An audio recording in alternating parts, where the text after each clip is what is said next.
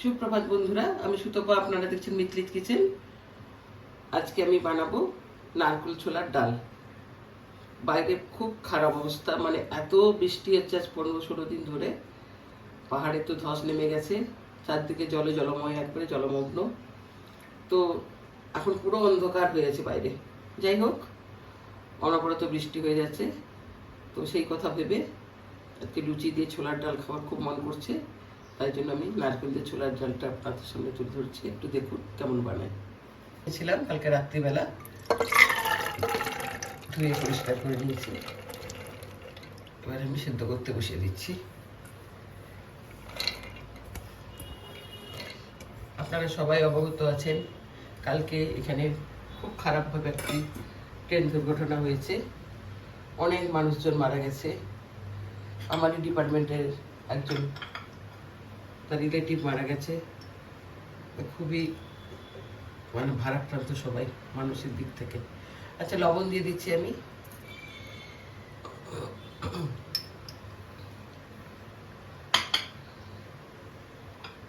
একটু হলুদ দিয়ে দিচ্ছি,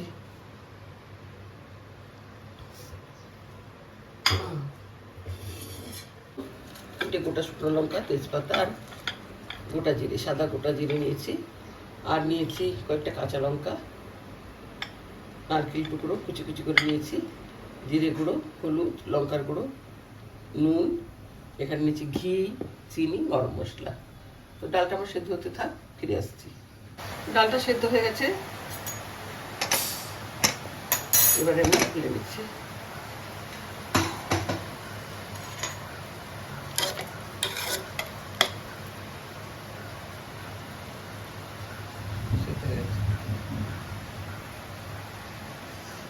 এবার একটু খুন্তির সাহায্যে ম্যাশ করে নিলেই হয়ে যাবে।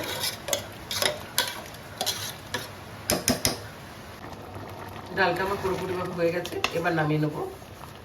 বন্ধুরা, আশা করি আমার এই রেসিপিটা আপনাদের আজকে ভালো লেগেছে।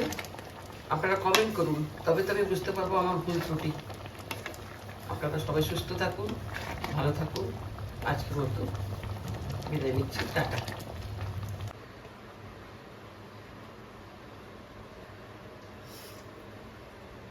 এখানে ঘি দিয়ে দিচ্ছি একটু, যেহেতু নিরামিষ।